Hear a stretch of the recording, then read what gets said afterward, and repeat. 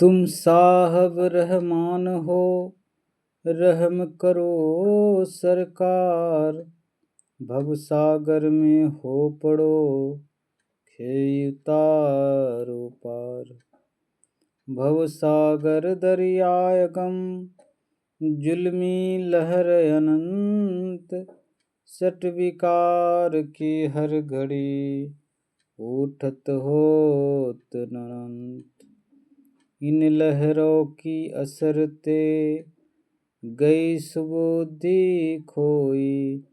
प्रेम दीनता भजन संग, तिन्हु बने न कोई। आप अपन पो सब भूले, लहरों के ही हेत।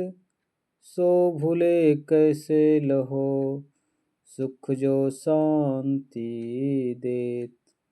तेहि कारण अति गरज करो, सो अरज करो गुरुदेव। भवजल लहरन बीच में, पकड़ी बाँह मम लेव। बोधि सोधि कुछ भी नहीं, कहे क्या में ही दास। सतगुरु खुद जाने सबे, बेगी पुराई आस। मेरे मुअलिज जगत में, सतगुरु बिन कोई नाही। तेहि कारण बिनती करो, हे सतगुरु तोहि पाहि। अर्थात कहने का तात्पर्य यह है कि हे स्वामी, आप दयालु है, इसलिए हे प्रभु मुझ पर दया कीजिए। संसार रूपी समुद्र में पड़ा हुआ खेव कर मुझे पार उतार दीजिए।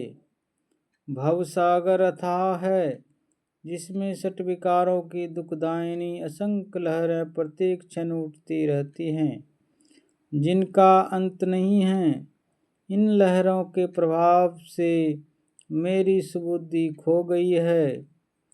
प्रेम, विनम्रता और भजन करने की रुचि, इन तीनों में से कोई नहीं होता है। इन लहरों के कारण मैं आत्मस्वरूप और यथार्थ ज्ञान सब भूल गया हूँ।